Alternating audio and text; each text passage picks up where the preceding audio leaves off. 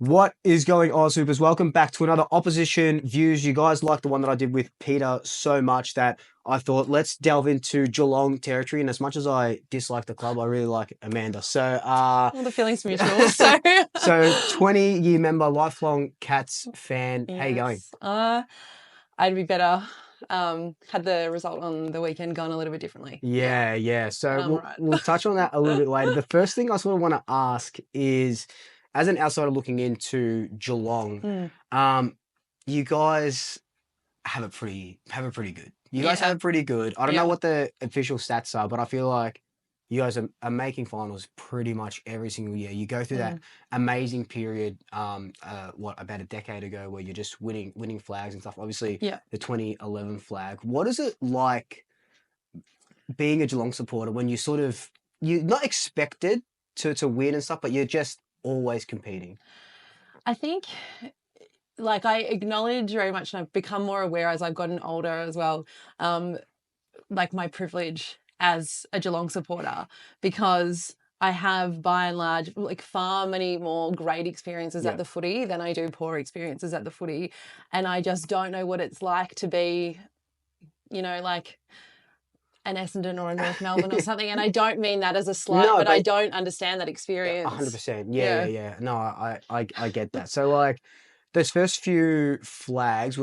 was it 2007 was the first sort of Yes. one of this Yeah. century or whatever millennium, Sure whatever this sort was. of. How was that? Because that would have been a long Yeah. time coming. It was. And so my dad is a Geelong supporter, and he was born in 61. So he was two for the 63 Premiership, which was in the big drought up until Yeah. 2007. So that one we watched at home, and I remember watching that at home. And obviously, for a neutral, that's not a grand final anyone's ever going to rewatch. Yeah. But for us just sitting there, I think I was really, like, I was so excited for me, but I was so excited for my dad sitting there and watching at home with him. That was like such a great experience. I remember standing up when the siren went. There's a photo of me like with my arms in the air. We were just in the lounge room at home, but like that was such a great experience to be like, oh my gosh, we did it. Like, this is what it's like. This is winning a premiership. So that was a great day. And does that sort of and then from there you guys win a couple or more and stuff, and you have that really good patch of football and just a really fantastic team. And then when do you sort of start going, okay, we're a really good football team, obviously because you're winning grand finals, but you go, this is the expectation now. Gosh, I have that expectation now. I think even so we won 07, 09, 11, and then was it 15 that we missed the finals for the first time, or 16? Yeah, something. Yeah. And it was sort of a bit like, oh, okay. Hang on a second, this has happened. Yeah, this is not what we do. So I probably had that expectation from that period of winning those grand finals in that time. And I haven't really been let down though. That's the thing. Yeah. No, and then I guess you go to. We'll touch on 22 as well, because that flag was so special. Obviously, Joel Selwood's last year. What was that like? You know, coming out of COVID and all those sort of weird years. What did that flag feel like? That was, I mean, maybe there's recency bias there, but that was the greatest day. Like, I had such a good day. I made cocktails for breakfast and pancakes. Of course. And then I was at the pub with one of my very, very good friends, her mum. The vibes just really high. The whole day was just such a great experience. And I don't think that I was nervous that day. And again, that sounds so privileged, but I don't think I was nervous. I think I'd been more nervous before other grand finals. Yep. And obviously the first quarter started really well. It was 6-1 or whatever it was. And I was like, oh, okay, all right. And then after halftime, I remember I turned to the guy next to me and I said, look, even if if they get a bit back on us and, maybe they've had a bit of a chat at halftime and they're, ready to go. I said, even if we get 4 goals, it doesn't matter what they get. I think if we get 4 this quarter, like, we're good. And we got 3 in like the first 8 minutes. And he turned to me and he was like, you said 4. And I was like, we're really on here. Like, we're on. But I don't know. I think coming out of COVID as well, like, that's such a traumatic and emotional experience for everyone that lived in Melbourne. And it sort of just felt like like this big relief. I guess probably COVID was partly to do with it, but I was just like, wow, I so needed this. I was over the moon. Like that was the greatest. Like, yeah, I have watched that grand final, I don't know, probably 20, 30 times. I remember watching it. I had a big night the night before. Was watching it at a friend's house, and by halftime we were just like, Yeah. I'm gonna go back to sleep. I had 3 hours worth of sleep. I'm not invested. I'm gonna go back to sleep. But then you see Joel Selwood kick that. Oh my gosh. That goal, right? And even I got as much as I look. I obviously hate Carlton the most, but after the 2011 grand final, and just I think it's more of a jealousy. It's more of a jealousy thing, Sure. being you guys being up there sort of all the time. But that Joel Selwood goal took us through that, and just that whole experience there. That.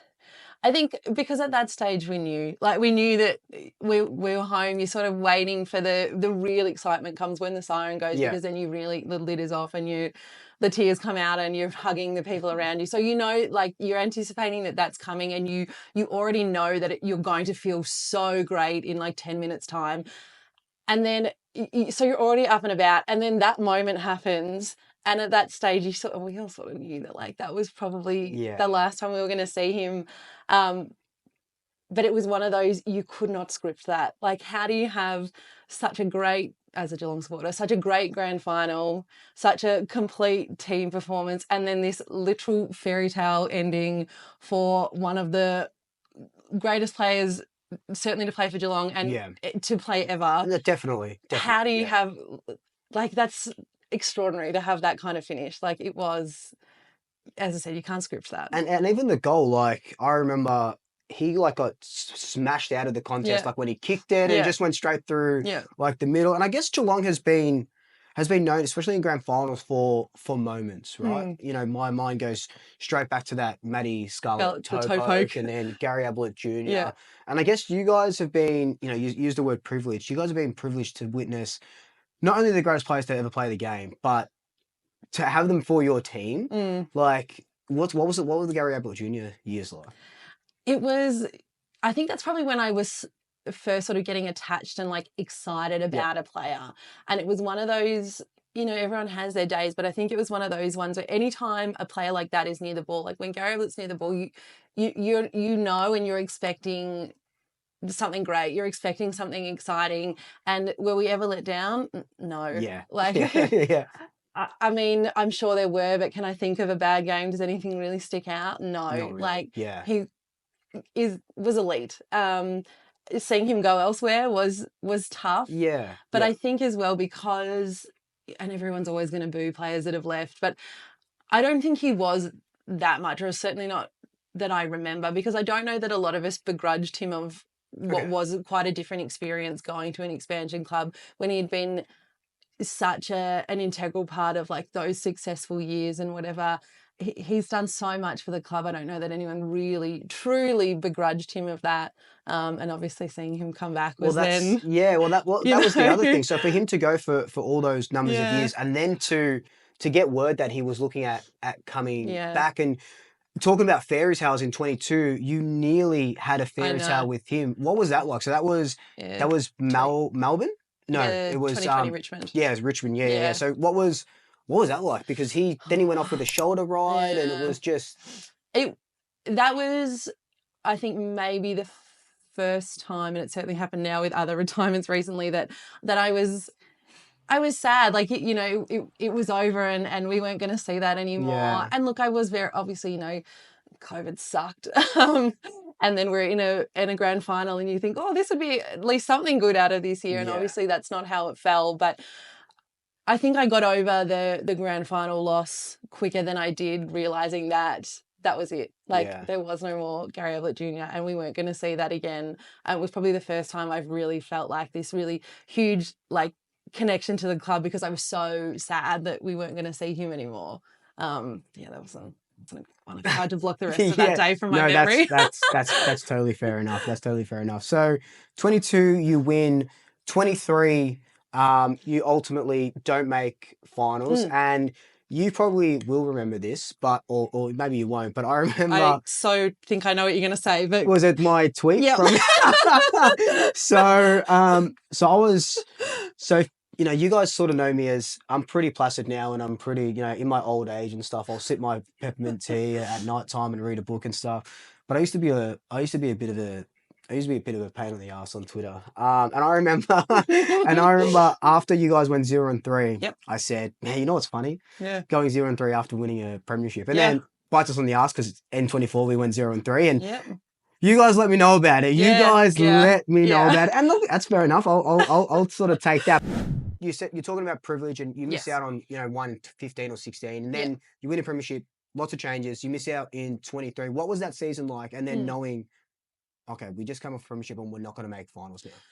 I don't know if maybe the fact that I was very grateful, and now I'm thinking like I saw this amazing flag last year and this great 2022 season that I think was maybe, I don't think people expected that 22 was going to go that way. Yep. And it was such, as I said, a great experience and a great day. When we started the season the way that we did, I can't remember who it was, but someone said to me after we'd lost the first 3, someone was sort of getting stuck into me. And I remember saying, it wasn't me. I know it for a wasn't fact you. it wasn't me. It wasn't you. But I think it must have been somebody at work. And I remember saying, and again, this was going to sound maybe cocky or privileged, but I said, I've seen 4 flags since I turned 18, and I have been at 3 of them. You can't hurt me. Like, 100%. So whilst there is this sort of expectation because it's what you're used to, and when you aren't up and about and you aren't winning as many, you're a bit like, oh, hey, whoa, this is not how this goes. Yeah. Ultimately I was disappointed, but I don't look back on 2023 and go like, oh wow, like, nothing came of that, and why were we so crap after we won the premiership? I just don't think about it that way. It was kind of like, well, that's how football goes. Yeah.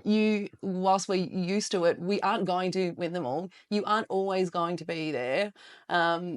So yeah, you're like, oh well, it was disappointing, but we just want a premiership. And again, and I'm sure so many people say this and premiership hangover this, but you can't have a premiership hangover without a premiership. Yeah. Exactly. And I think that's what especially me, and I reckon I don't know if I tweeted it or I sort of said that after 23. I said, if we win this flag, we could finish 18th next year. And I've seen a flag. I'll go to the game with my dad, experience that, and like we could finish 18th. And I think Richmond are going through that now. 3 flags in 4 years, and now they're last with 20 first round draft picks. I'd take that over being a supporter that hasn't seen a flag for 50.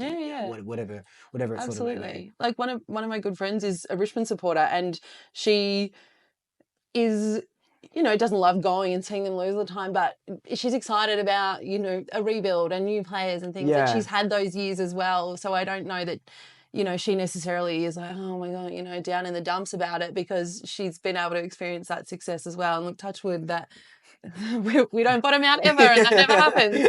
But I'm prepared that will come one day, and that's just how football goes. That's exactly right. And 24, again, you talk about missing finals and then making them and ultimately nearly winning. We don't really have to sort of touch on that too much, but 25. Yeah. So this season, what were your expectations going in? They were not particularly high, and I don't know that they are still. I thought last year I was like, we really made the prelim. Like we really won that qualifying final very convincingly against Port Adelaide, and that was a very like, okay, is this really happening? And then there was a couple of minutes late in that Brisbane game where I thought, oh my God, we're there again, and obviously not to be. So it's that final season threw me a little bit. So my expectations this year were sort of, I didn't really know. I figured I would have said top 8. Who knows? I don't really know how to assess the start of this year. But there's a lot of changes and there's a lot of newness in that sort of core 22, 25 now, which we're getting used to seeing. So I was a bit like, well, I don't really know what to expect out of this year. There is a group of core players that I do think are extremely special and deserving of this sort of top 8 spot, but then there's a big group as well where they're kind of an unknown, and they're an unknown together. So my expectations were, well, I don't think we're that bad, but I think that we're the best? Probably not. Yeah. And, you add Bailey Smith to your team, which he's just looked scintillating. Yeah. And that was like, from what I can remember, that's practically a steal from the Yeah. doggies. Holmes as well has just come on, and he has just Yeah. taken the AFL world by storm. And talk to me about Dangerfield. So you guys Yeah. obviously pick him up from Adelaide, Yep. and he is just there was a Dangerfield where, you know, that ball in the middle, and you know, you sort of hate playing against him because he's Yeah. just that good. And now he's this insane forward, I guess, that sometimes goes in the middle. So what's that like? Like I said, you've seen Gary Ablett Jr, Joel Selwood, you know, all these players, and now you've got Dangerfield. Like, Yeah. what's like? Just tell me what it's like to be like this, you know? It's sort of a little bit of disbelief. Like the way that he has started this season, I think is, especially given where he's at in his career. Yeah.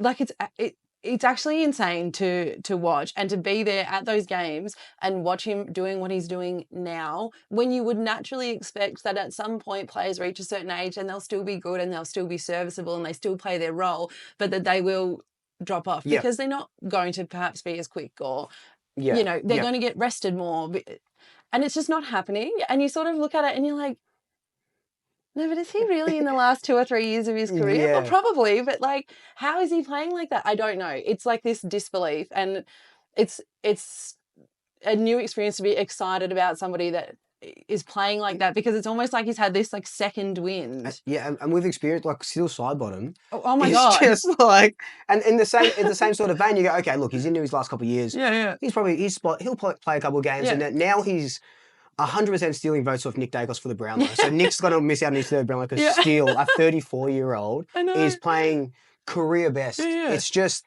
insane to see. So look, talking about Steele, we'll touch on the game that's about to come up. But I first want to talk about, I know we said we're not going to touch on it a lot. Going down to the Blues last week after a good couple of weeks, a very good Easter Monday game against the Hawks. Yes. We sort of talked before the game about, you know, hopefully, but you weren't super confident going into that game from what I gathered. I was nervous because whilst Carlton is not my favourite team either, I look at that list and I just never, especially the start of this year, I sort of just didn't buy into them being as bad as what was being talked about. And they had some losses on the trot, and then, okay, they've had their 2 wins, people were saying, but it's against the bottom of the barrel, so we can't take much from that. But I look at that list and I think, I don't think it's that as bad as what people say. And I know that, you know, the wins speak for themselves, but I just kept thinking, I just don't know that they're that bad. And you look at a forward line that does have Kerno and Mackay, like Coleman medalists and Brownlow medalists, you know, and I just didn't think that they were that bad. And then probably an element of them wanting to prove themselves with, oh, we've had 2 wins, but nobody's putting any stock in them because of who the opposition was. I think Geelong are good this year. I don't think we're great this year. And I sort of saw us like potentially quite even with them. So I was nervous going in because I thought they've got a lot to prove here. And really, do you want to be the team that goes down to Carlton? No, you don't. You don't. Yeah. And I had a bad feeling, and unfortunately, that is exactly how the cookie crumbled that day. Yeah, and look, unfortunately, it doesn't get easier. No, it does not get any easier. It gets the worst, actually. So we're obviously sitting on top of the table, 6-1. Yeah. How have you, as an outsider looking in, and I know you're pretty big on socials and stuff, and you're seeing, you know, I assume obnoxious Collingwood supporters on there, because you know that's what we can be at times. Yeah. Not me anymore, but never you. That's what we can be. What does this look like outside looking in? Collingwood looks scary. Like, they look scary good. And I don't like it at all. And I think, you know, round 1, I was like, oh, okay, whatever. And then ever since then, I've been like, oh my God, they are actually like really, they're actually really, really good. And I don't like it at all. Like, they look scary good. Yeah. Yeah. And how do you see this game sort of playing out? Because, you know, we know that Geelong are going to bounce. You can't keep a good team down. And Geelong are a good team. Yeah. How do you see this one sort of playing out? I'm realistic in that I would be very surprised with a Geelong win. Okay. Yeah, I mean, Collingwood are going to go in the favourites, and I think quite rightly. It's interesting because all of our losses so far haven't been bad losses, and we've had patches where we've either, so against Brisbane we were leading them quite, like, it was a good game, but we were up and then sort of got run over the top of, and there was, what was it, 9 points or whatever it was. Yeah. And St Kilda was kind of the opposite in that they kind of had our measure, and then we had this sort of purple patch where we almost got over the line and then didn't, and something similar happened with Carlton. Yes, yep. I worry that having some kind of purple patch for a small period of the game is not going to be anywhere near enough. In saying that, I think that I take a lot from the Adelaide game. Yep.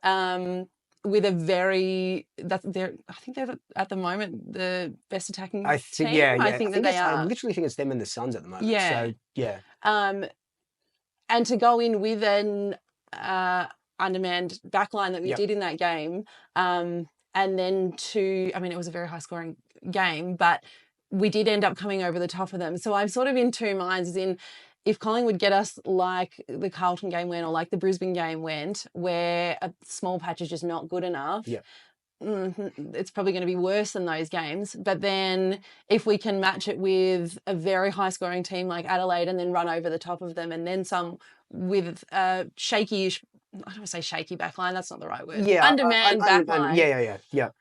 I don't know. Like, I can't call it because I just can't get a read on Geelong this year yet. Yeah, I think it's going to be a lot closer than, I don't even actually know what people are saying, but I think like it's going to be a close game, and it always is. We always play. There's going to be, we were talking about before, like 90,000 at least at the MCG on a beautiful Saturday night. Yeah, I think it's going to be a cracking game. Yeah. What I do want to ask you though, seeing as you've seen the greats of the game, where does Nick Daicos stack? It's like, you can't not say that he's not up there. Like, you can't say that. I think it's so early in his career, but we saw that with somebody like a Joel Selwood who won the Rising Star in that year in his first year against Pendles. Yeah, in 2007. Yeah. Yes, that was that crazy year where we not only did they win everything in the AFL, but in the VFL as well. Like, it was, anyway, and he was all in that. And Daicos has started his career exactly the same. Yeah, he has. Yeah. Like, there wasn't any, let's get some game time in him and see how he goes. Like, he's been exactly the same as how Selwood started his career. He has been up here from the second that he stepped out onto the MCG for the first time. Yeah. So, I mean, and I quite like the guy too. I've seen interviews with him and things, and I really like watching him on socials and that kind of thing, and the content that clubs put out. Yeah.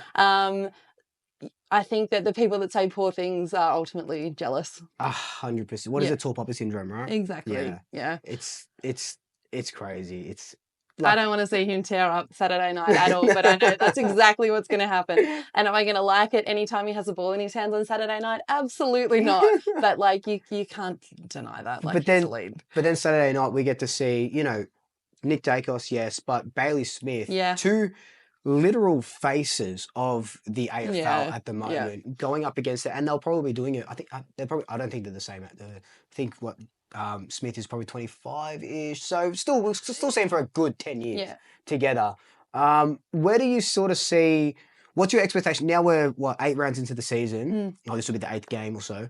What are your expectations now? Like, what's a win for you at the end of the home and away season? Not discounting finals or anything like that. I think a win, or to say that the season was successful for us. I think if we finished 5th or 6th, like, at this stage, I don't know about making top 4, but I mean, long way to go. Who knows? Yeah. I think finishing in the higher side of that, the bottom part of the 8, I think would be a success. I think it would be a bit of a disservice to the team and a disappointment not making finals this year, and not because, like I've said so many times, like I'm so used to it and that's just what we do and whatever. But I look at the rest of the competition, and I'm biased, and I look at the list and I know our list more.